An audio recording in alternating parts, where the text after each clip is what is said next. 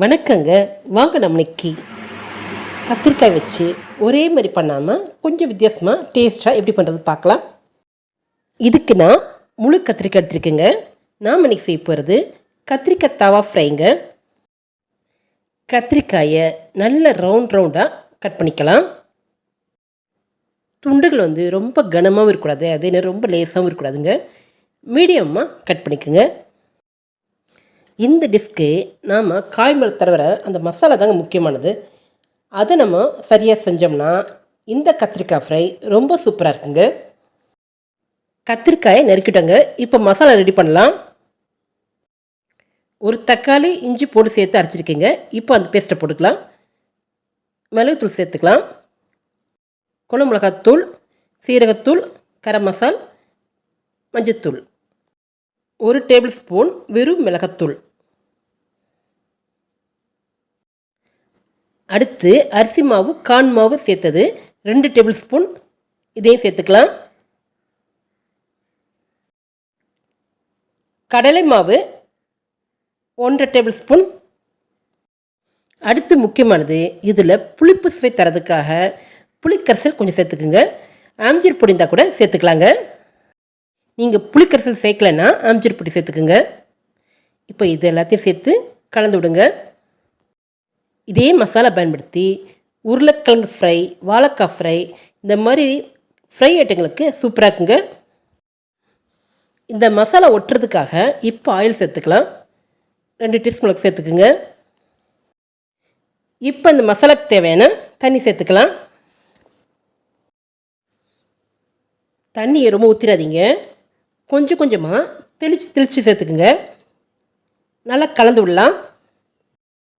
மசாலா ரொம்ப தண்ணியாக இருந்தாலும் கத்திரிக்காயில் மசாலா நல்லா ஒட்டாதுங்க. அதனால் தண்ணி பார்த்து சேர்த்துக்குங்க. நல்லா கலந்து விடுங்க. இப்போ இந்த டிஷ்க்கு தேவையான உப்புத்தூள், கொஞ்சம் பெருங்காயத்தூள், இதையும் சேர்த்துக்கலாம். இது எல்லாத்தையும் சேர்த்து நல்லா கலந்து விடுங்க. மசாலா ரெடி ஆயிடுச்சுங்க.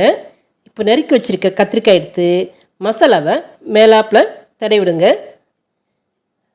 நல்லா அப்ளை பண்ணுங்கள். கத்திரிக்காயில் மொத்த மசாலா சேர்த்து பரட்டிடாமல் ஒவ்வொரு கத்திரிக்காய் எடுத்து கீழ்ப்பக்கம் மேல் பக்கம் தனித்தனியாக தடவுங்க. கத்திரிக்காய்க்கு மசாலா இப்படி தடவும் போது மசாலா நல்லா கத்திரிக்காயில் ஒட்டுங்க. கத்திரிக்காய்க்கு மசாலா இப்படி தடவிட்டு ஒவ்வொரு கத்திரிக்காயாக தட்டில் தனித்தனியாக அடுக்கி வச்சுருங்க. எல்லா கத்திரிக்காயிலையும் மசாலா தடவி வச்சுட்டாங்க. 10 நிமிஷம் ஊறட்டுங்க. கத்திரிக்காய்க்கு மசாலா தடவி 1/2 மணி நேரம் ஆச்சுங்க. தோசை தவா காஞ்சிருச்சுங்க. எண்ணெய் ஊற்றிக்கலாம். இப்போ கத்திரிக்காய் போட்டுடலாம், வேக்கட்டுங்க. கத்திரிக்காய் ஒரு பக்கம் நல்லா வெந்துருச்சுங்க. அடுத்த பக்கம் திருப்பிடலாம்.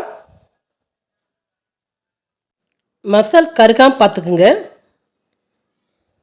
அடுப்பை ஸ்லோ பண்ணிக்கோங்க. நம்ம தோசை தவாவில் வறுக்கிறனால ஒன்று ஒன்றா போட்டுக்கிறாங்க. மொத்தமாக போட்டிங்கன்னா தீஞ்சிருங்க. அதனால் பார்த்து வறுத்துக்குங்க. இப்போ அடுத்தது போட்டுக்கலாம். மசாலா உப்பு காரம் சரியாக இருக்கான்னு செக் பண்ணிக்கோங்க. வெந்துருச்சுங்க. இப்போ திருப்பிக்கலாம். தீபாவளிக்கு நான்வெஜ் சில பேர் சாப்பிட மாட்டாங்க. அந்த நேரங்களில் அவங்களுக்கு இந்த சைட் டிஷ் ரொம்ப யூஸ்ஃபுல்லாக இருக்குங்க.